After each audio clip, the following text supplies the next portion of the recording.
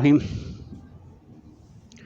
नाज़रीन, एक मरतबा फिर हम हरीपुर की मुमताज़ सियासी और समाजी और मजहबी शख्सियत ग़ज़न इकबाल ख़ान के साथ बैठे हुए हैं। जमात इस्लामी ज़िला हरीपुर के अमीर सियासी सूरत हाल पर इनसे अच्छी गुफ्तगू कोई नहीं कर सकता और ये इनका रिवायत रही है कि खुल के बोलते हैं, बल्कि ये नहीं देखते कि क्या होगा। और आज हम इनसे जो मौजू हमारा वो ये है कि हरीपुर जिसके पहले 4 हलके थे सूबाई, बाद में 3 हो गए और अब सूरत हाल ये है कि मरदमशुमारी हो रही है और मरदमशुमारी के बाद क्या हरीपुर को एक हलका मज़ीद सूबाई मिलना चाहिए और कौमी असम्बली के जो 2 हलके कब से मुतालबा है, इस हवाले से ग़ज़न साहब क्या कहते हैं।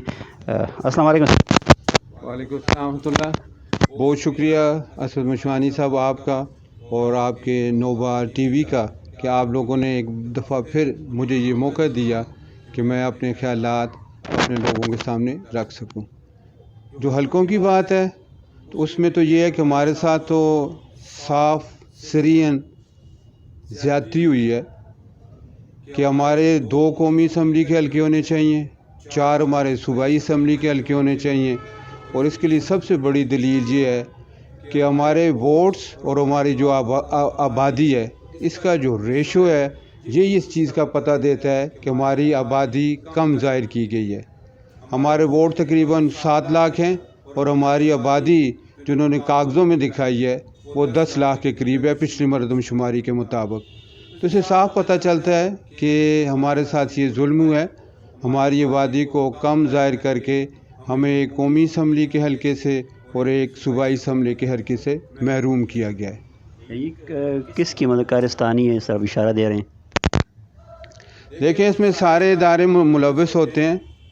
ये जो लोग पूरी तरह से पहले से प्लानिंग करते हैं, प्री पोल रिगिंग के लिए ये लोग प्लान करते हैं और असल में ये हलके इसी तरह से बनाते हैं जिसमें इनके मनपसंद लोग आ सकें और जो हकीकी अपोजिशन है या वो लोग जो हकीकी नुमाइंदे हो सकते हैं अवाम के, उन लोगों का ये रास्ता रोकते हैं। ग़ज़न साहब, एक देखें, अगर हम ये जो पीके कौन सा है हमारा पीके हमारी जो है ना, ये पीके 43 है, 43 है। गाजी की बात करें, गाजी की, तो गाजी में ये कि कहाँ खलाबट और कहाँ गाजी को मिला के एक हल्का बना दिया गया कि कोई टुक नहीं बनती है और इसके साथ जितनी डिस्टर्बेंस पैदा हो चुकी है वो तो अलग है।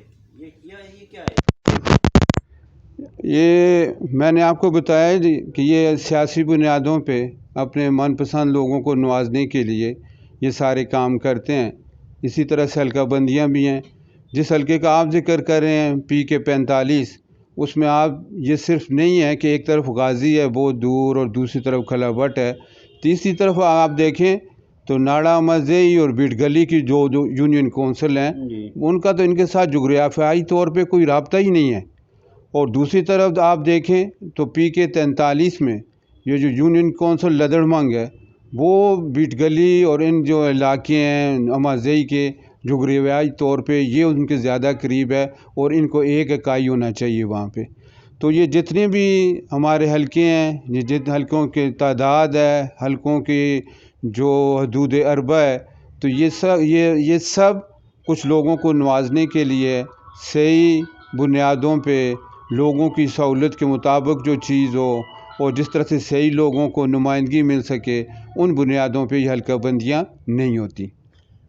ये कि पहले से ये बात थी कि जिस तरह ये शारा रेशम जीटी रोड बना हुआ है कि 2 हलके बनेंगे और एक मतलब राइट और लेफ़्ट के 2 हलके बन जाएंगे, लेकिन कुछ अरसे बाद फिर ये बात ख़त्म हो गई और इस पर किसी ने अभी तक दोबारा आवाज़ नहीं उठाई। कोई आवाज़ उठाने वाला नहीं है। क्या वजह कि इस पर कोई आवाज़ नहीं उठा रहा है और ये कंट्रोल और कौन है कि जो इस आवाज़ को दबा रहा है और हरीपुर को जनाब वो फलता फूलता नहीं देखना चाहते हैं। ये देखें जी, शुरू से हमारे जो भी मुंतखब यहाँ पे नामनिहाद मुंतखब मैं कहूँगा, क्योंकि इनके इलेक्शंस भी हमेशा मुतनाज़ रहे हैं, ये जो लोग भी हमारी नुमाइंदगी करते रहे हैं, इन्होंने सिर्फ अपने मफादात का तहफ़्फ़ुज़ किया है। इलाके के हमारे लोगों के जो मफादात हैं उनकी इन लोगों को कोई परवाह नहीं है। हमारी तरफ देखें तो इतने बड़े बड़े हलके हैं और इसी KP में आप देखें तो आबादी के लिहाज से बहुत छोटे छोटे हलके भी मौजूद हैं। ضلع بھی موجود ہیں، تحصیلیں بھی موجود ہیں جو ہم سے رقبے میں اور آبادی میں بہت چھوٹے ہیں، لیکن ان کو نوازا گیا ہے، اور ہمارے یہاں پہ جو گونگے اور بہرے ہمارے جو نمائندے رہے ہیں ان کی وجہ سے ہمیں اپنے حقوق نہیں مل سکے۔ دیکھیے ایک خاندان تو براہ راست مطلب ہے کہ ٹوٹلی طور پہ کیا پاکستان سے لے کے ابھی تک حکمرانی کر رہے ہیں ہری پور پہ، اس کے ساتھ دوسرے خاندان راجگان ہیں، پھر مطلب ایک دو خاندان اور پیدا ہو چکے ہیں، اور انہی لوگوں کے درمیان ہری پور پھیل رہا ہے، اور کہیں مطلب باہر سے کوئی ایسی امید نہیں ہے کہ اپنا امید سمجھ کے ان کی طرف جائیں۔ کیا وجہ ہے کہ تبدیلی ہری پور میں نہیں آ رہی ہے؟ دیکھیں جی، ہری پور کے لوگ سیاسی طور پہ بہت باشعور لوگ ہیں۔ یہاں پہ جو لٹریسی ریٹ ہے ہمارا ہری پور کا، یہ پورے کے پی میں سب سے زیادہ ہے۔ اصل چیز یہ ہے کہ لوگوں نے بارہا ان پرانے لوگوں کو، یہ جو جن کی اجارہ داری قائم ہے ان کو ریجیکٹ کیا ہے، لیکن بدقسمتی سے انہوں نے جن لوگوں کا چناؤ کیا وہ لوگ ڈیلیور نہیں کر سکے، وہ اپنے فرائض صحیح طرح سے ادا نہیں کر سکے، جس وجہ سے لوگ وہ پرانی تنخواہ پہ راضی ہو گئے۔ انہوں نے کہا چلیں انہی کے ساتھ گزارا کریں۔ یہ لوگ ہری پور کے انشاءاللہ تعالی اب حقیقی تبدیلی یہاں پہ لائیں گے، اور جو ان کے حقیقی نمائندے ہیں ان کا انتخاب کریں گے اور اپنا تعلیم یافتہ اور باشعور ہونے کا ثبوت دیں گے۔ دیکھیے یہاں تو ہم اس چیز کو دیکھ رہے ہیں کہ ابھی جس طرح ضمنی الیکشن ہو رہا تھا اور ہونے والا تھا نہ ہو سکا، اس میں آپ نے الیکشن کے دوران دیکھ رہے ہوں گے کہ دو بڑے خاندان ہیں جو ایک دوسرے کو اسٹیج میں کھڑے ہو کے تانی دے رہے ہیں، صرف تانی دے رہے ہیں، اور تانوں میں ایک دوسرے کا مقابلہ ہو رہا ہے۔ بات پھر ادھر آ جاتی ہے کہ کیا جماعت اسلامی سے لوگ یہ امید کر سکتے ہیں کہ جماعت اسلامی نہ صرف خیبر پختونخوا میں بلکہ ہمارے ہری پور میں کوئی تبدیلی کا کوئی وہ شمع جلا سکتی ہے؟ انشاءاللہ جی، ہم اللہ کی رحمت سے پر امید ہیں، اور یہ جو جن لوگوں کا آپ ذکر کر رہے ہیں یہ لوگ اصل میں ایک ہی ہیں۔ یہ سارا ڈرامہ ہے، ٹوپی ڈرامہ ہے جو لوگوں کے سامنے یہ کرتے ہیں، اور دونوں ایک دوسرے پہ جو الزام لگاتے ہیں ان کا سچ ہونے میں بھی کوئی شک نہیں ہے، لیکن اصل چیز یہ ہے کہ یہ لوگ باہر ایک دوسرے کے خلاف حکومتوں میں آتے رہے ہیں، لیکن انہوں نے کبھی نہ کسی ایک دوسرے کی چوری پکڑی ہے، نہ ان لوگوں نے جو اس ملک کا کروڑوں اربوں روپے لوٹا ہے وہ کسی کی ریکوری ہوئی ہے۔